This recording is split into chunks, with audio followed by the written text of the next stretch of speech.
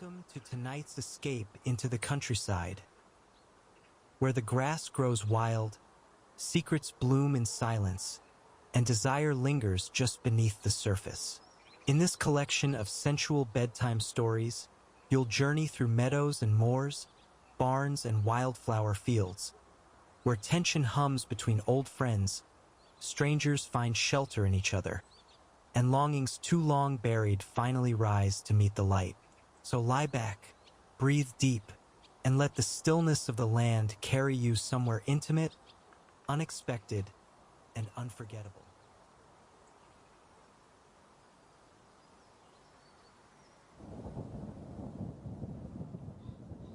It had been raining since morning, hard, sideways rain that turned the moor into a dark sea of wind and mud. I'd stopped checking the forecast days ago. Out here, the weather came how it liked and left just as abruptly. You learn to make peace with the gray.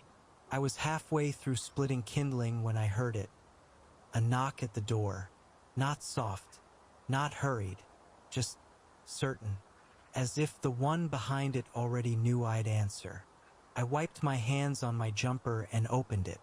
He stood there, tall and drenched, with the kind of face that made you forget how to blink. Rain clung to his hair, ran in rivulets down his jaw. His coat was soaked through, heavy with the storm. "Roads are washed out," he said, voice low and even. "Can I wait here?" I stared at him for a second too long, then stepped aside. "Come in." He moved past me, slow and deliberate. He didn't shiver, but his shoulders were tight with cold. I shut the door behind us, and the wind gave one last howl before fading to a muffled moan. The cottage felt warmer with him in it. Smaller, too. He peeled off his coat and hung it by the fire without asking. His clothes underneath were plain. Dark jumper, jeans, boots caked in mud. He didn't look like someone who got caught in storms by accident. He looked like someone who walked into them on purpose. "You're lucky you found the place," I said, heading to the kettle. "Locals won't come up this road in weather like this." "Wasn't luck." He glanced at me. His eyes were a gray I didn't know how to name. "Saw the light." I poured 2 mugs of tea. We sat across from each other, knees almost touching, fire crackling between us. He wrapped his hands around the mug like he needed the heat, but his eyes never really left mine. The silence wasn't awkward, just thick, like a page waiting to be written on. "You here alone?" he asked. I nodded. "I like the quiet." He didn't respond, just gave the smallest tilt of his head, like he understood, like he needed it too. A gust of wind rattled the windows. He turned toward the sound, and I let myself watch him. His profile lit by firelight, the curve of his throat as he sipped. Beautiful in a way that crept up on you.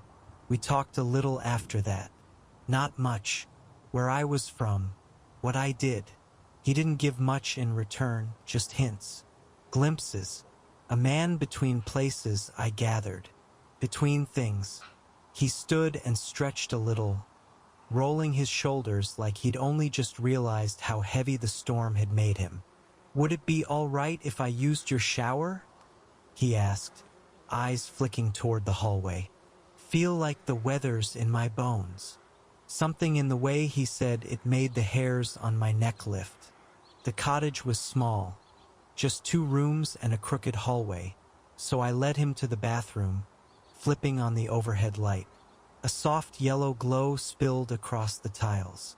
"There's clean towels there," I said, motioning to the basket. "Take your time." But he didn't close the door. He stepped into the room, peeled off his jumper slowly, deliberately. Rain-darkened fabric clung to his back, revealing the sculpt of muscle beneath, the curve of his spine. My breath caught. He knew I was watching.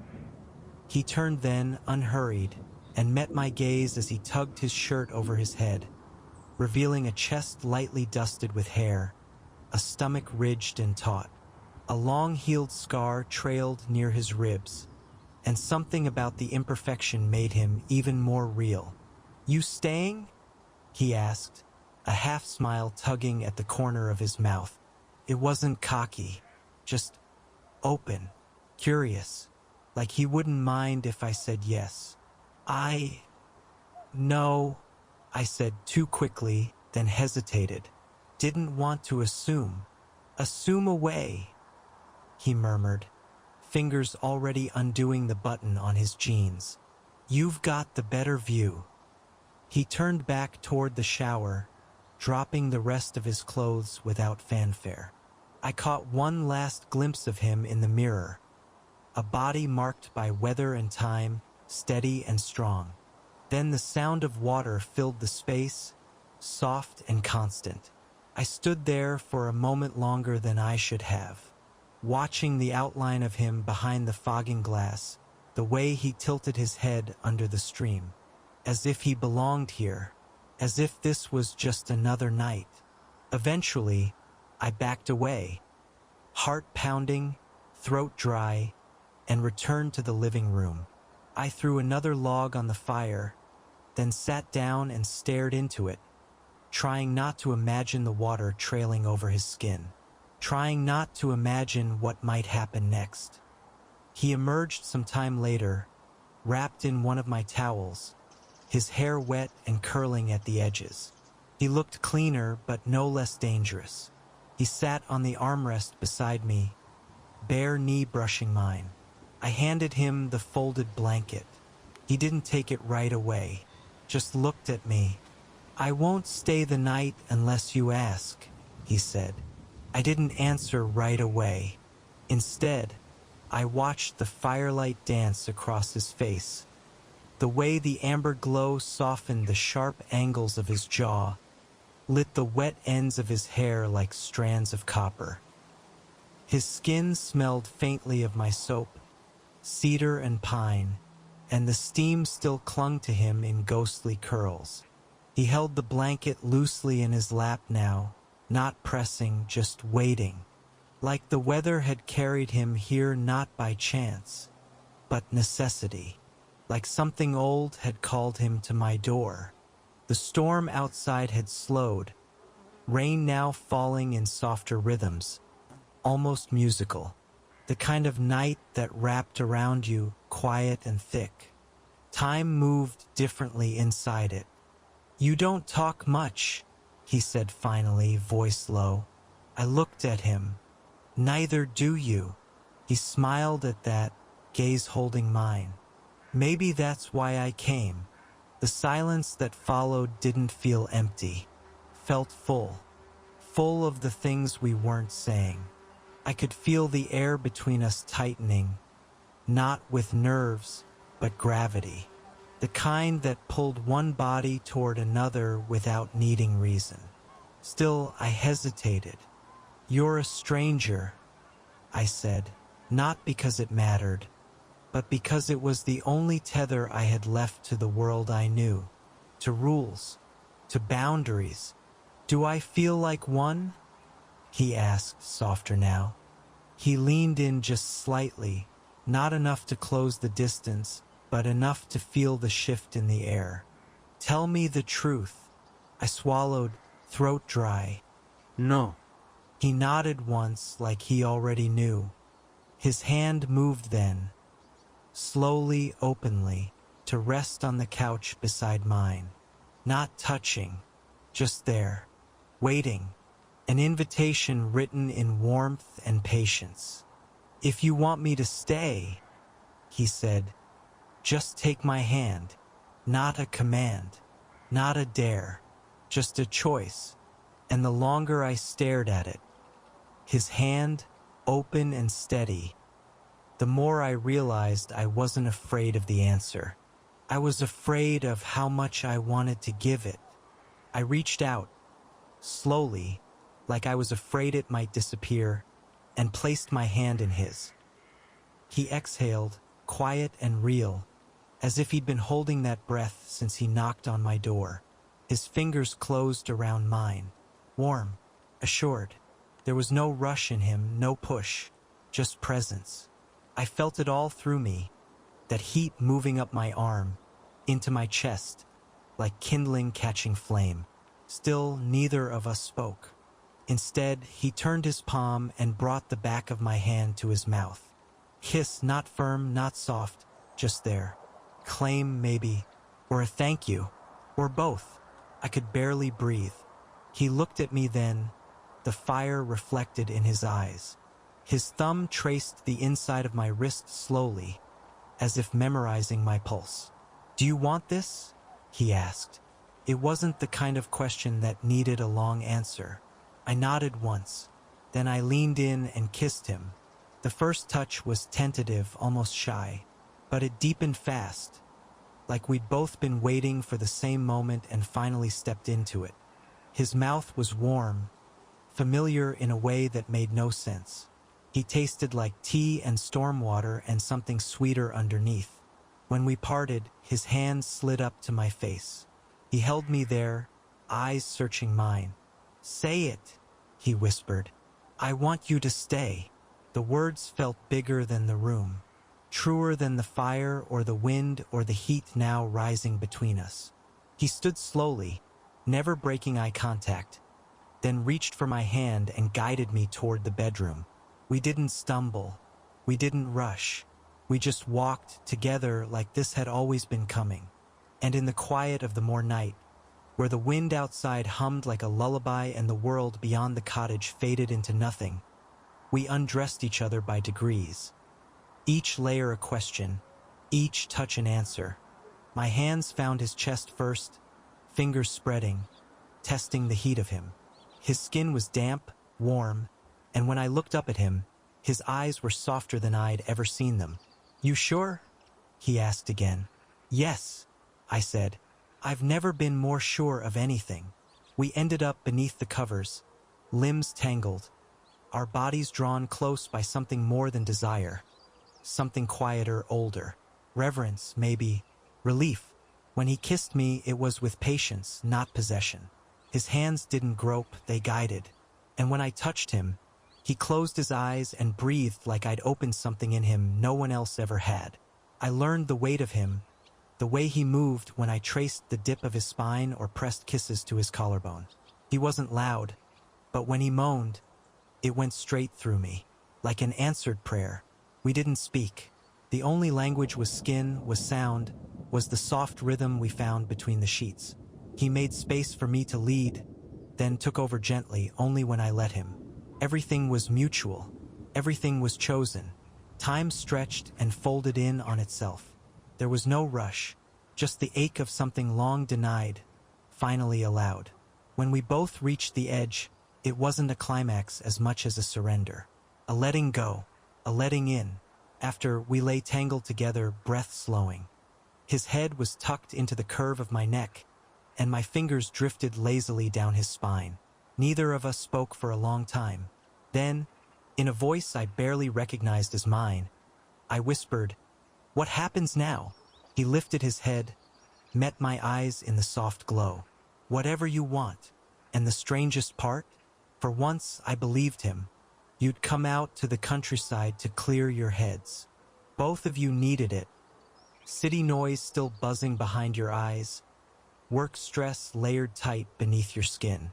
So when her aunt offered the old farmhouse for a few days, you said yes without hesitation. It was supposed to be rest, catching up, walks, reading, talking like you used to, before everything got so tangled. But being alone with her again, just her, stirred something old and restless inside you, something you'd pushed down for years. That afternoon, the heat drove you outside. "Too hot to sit still," she said, grabbing a bottle of water and a linen shirt to throw over her bikini top. You followed her past the hedgerow, down a path you half remembered from childhood summers, to the field behind the house.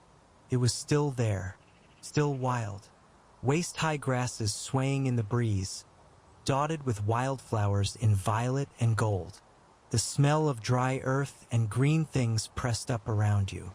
She kicked off her sandals and wandered in barefoot, arms outstretched. "Oh, I missed this," she said, turning in the sunlight like she used to when you were girls, carefree, untouchable. You watched the sweat bead at her temples, the way her shirt clung to her back, the soft curve of her smile. "Come on," she called over her shoulder, and you went to her. You found a shady spot where the grass dipped low and the flowers arched overhead. She flopped onto her side and propped her head on her hand, watching you as you sat down beside her. For a while, you just lay there, talking quietly, letting the air settle. You told her things you hadn't said out loud in months. She listened like she always did, with that focus that made you feel like the only person in the world. When your voice drifted off, she reached up, brushed your hair behind your ear.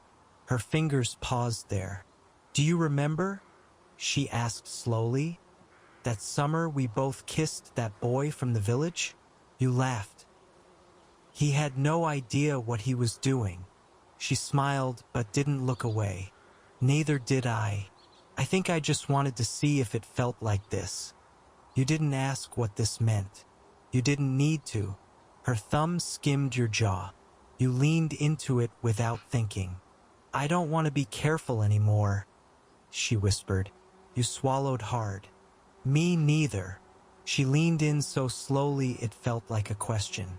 And when your lips met, tentative at first, then deeper, you felt something unlock in your chest. Like a door long sealed had finally creaked open. She exhaled into the kiss, her hand slipping behind your neck. You let yourself fall into it, into her, into the thing that had always been there, waiting. She pulled you down into the grass, laughter caught in your throats, your hands slipping under cotton, your mouths finding new ways to speak. Later, when you lay on your backs, the sun casting lazy shadows through the wildflowers, she turned to you and smiled. "You smell like home," she said, and in that moment you knew you were exactly where you were meant to be. The heat of the day lingered well into the evening. The house creaked with it, old wood swollen with summer. You'd both showered off the grass and dirt, padding barefoot through the cool hallway, laughing softly like girls again. But something had changed. The air between you buzzed with new gravity. Now, the two of you sat curled on the window seat in her room, towels wrapped loosely around your bodies, damp hair trailing onto your shoulders. Outside, the last light stretched across the fields in long, honeyed strokes. She turned to you, her eyes shadowed but open. "Can I ask you something?" she said, voice hushed. You nodded. She hesitated, then reached out and traced a drop of water down your collarbone with the tip of her finger. "Can I see you?" she asked, barely more than a breath. "All of you, just look. I want to know you like that." Your chest fluttered, not with fear but with recognition. This was different from before. Not lust. Wanting, yes, but rooted in care, in a kind of awe. You let the towel fall, slowly, deliberately. She didn't rush, didn't touch you at first, just looked. Her gaze moved with reverence. Across the curve of your shoulder, the swell of your breast, the slope of your belly. She breathed in like she was trying to memorize the shape of you, as if you were something sacred. "You're beautiful," she said. Your throat tightened. "You always made me feel like I could be." She let her towel slip too, and for a moment you just looked at each other, not comparing, not hiding, just being, as you were, as you'd always wanted to be seen. Then she reached for your hand and placed it gently over her heart. "I've wanted this for so long," she whispered. "So have I." You leaned in, foreheads touching, skin warm and bare between you. And when you kissed this time, it wasn't like unlocking something. It was like stepping into something you'd built together without knowing it. The room was dim now, painted in twilight blues. The window still open, the sound of cicadas threading through the silence. You lay back on the bed, her fingers still twined with yours, hearts thudding quietly between the spaces. She looked at you like she was still memorizing, but closer now. Face hovering above yours, curls brushing your cheek. She kissed you again, slower this time. Not testing, not careful, present. You felt it in your chest, a pull low in your stomach, your whole body humming like a chord finally resolved. Her mouth traced a line down your neck, her breath warm as she whispered, "Tell me if it's too much." You shook your head, barely managing the word. "More." Her hands were soft but certain. She mapped you with them, not like territory to conquer, but like a story she already half knew and wanted to learn by heart. The soft undersides of your arms, the dip at your waist, the curve of your thigh. Every place she touched felt lit from the inside. You reached for her too, fingers splaying over her back, her hips, the soft swell of her breast. You'd imagined this, but never like this. Not the way her body arched into yours, not the way her breath hitched when you touched the small of her back, not how she looked at you like you were precious. She laid beside you, facing you, and guided your leg gently over hers, skin to skin, warmth to warmth. And when she slid her hand between you, every movement was patient, reverent, responding to each gasp, each shifting breath. You mirrored her, trembling a little, but not from nerves, from wonder, from the weight of years behind this moment, from the trust in her eyes. There was no rush, only unfolding. You lost track of where her hands ended and yours began. You kissed through the moans, the laughter that escaped when it all got too much, the quiet stillness between waves. After, your foreheads pressed together, still breathing hard, she whispered, "I didn't think it could ever feel like this, with anyone." You smiled, brushing a thumb across her cheek. "It's always been you." Outside, the sky deepened into indigo. Inside, your bodies remained tangled in a hush that held more than words could say. Not just pleasure, but closeness, discovery, home. It was the heat that got to her first, thick and close, humming with the ripeness of late summer. Then it was the sound, the steady thud of fruit dropping into the long grass, the soft grunt of effort, and the rhythm of boots crunching earth. Margaret wiped her brow with the back of her hand and turned toward the orchard's edge, expecting the usual crew of seasonal help. But it was Tommy Hayes, only he wasn't a boy anymore. She hadn't seen him since last season, not properly. Not since he'd gone off to college. Back then he was all limbs and eagerness, all elbows and apologies. Now, as he moved through the trees with a rake slung over one shoulder and sweat clinging to the hollow of his throat, there was a weight to him, a quiet strength. His forearms were tanned and strong, hair longer, tousled by sun and wind. Something low in her belly tightened. She felt the shift the way a tree feels autumn, gradual, inevitable. He caught her watching and gave a crooked smile, warm and open like always. "Morning, Margaret," he said, voice deeper now. She nodded, forcing herself to look away before her gaze lingered too long. "You filled out," she said, a touch too brisk. He laughed. "That a compliment? Just an observation," she murmured, bending to pick up a fallen pear. But the fruit was warm in her hand, and her skin felt flushed. Later, as she stood in the barn sorting crates, she heard him behind her. Close, not too close, just enough to make the air feel different. "Didn't expect to come back and feel like a stranger," he said softly. She turned, her fingers sticky with juice. "You're not a stranger, Tommy." He looked at her then, not like a boy, not like a man pretending not to notice. "I'm not a kid anymore," he said. She swallowed. "No, you're not." The sun was low now, painting the orchard in gold and long shadow. The crates were stacked, tools hung, and most of the crew had gone. Margaret lingered in the barn, pretending to reorganize the shelves. She told herself she was waiting for the cool of evening, but she was waiting for him. Tommy's footsteps were unmistakable, heavy, unhurried. He leaned in the doorway, shirt clinging slightly to his skin, hands in his pockets like he was trying not to fidget. "You always stay this late?" he asked. "Only when I need quiet," she replied without looking at him. He stepped inside, the barn dim but warm, filled with the scent of wood, apples, and earth. "I like the quiet too," he said. "That's why I came back." Margaret turned, meeting his gaze. His eyes didn't dart away this time. They held steady. There was something reverent in the way he looked at her, like he was still trying to figure out if he was allowed. "You grew into yourself," she said softly. He stepped closer. "You noticed. I tried not to." He was only a breath away now. She could feel it, the tension humming like bees in late bloom. "You don't have to try anymore," he murmured. "Not with me." The barn felt suspended, the world narrowed to this moment, to him. She watched his hand reach up, hesitant at first, brushing a strand of hair from her cheek.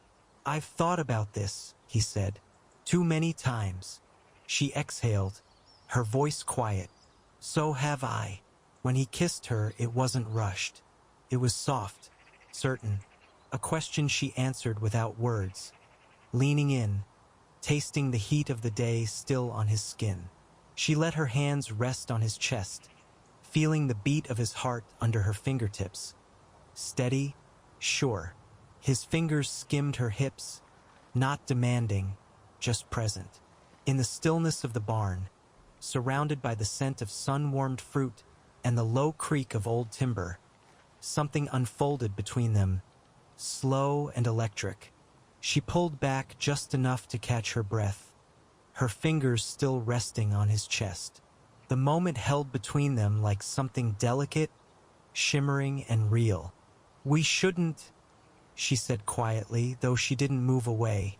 Tommy tilted his head, curls catching the low barn light. "Why not? I'm older than you." There it was, plain, pointed. She waited for the flicker of discomfort or retreat, but he didn't flinch. His eyes didn't waver.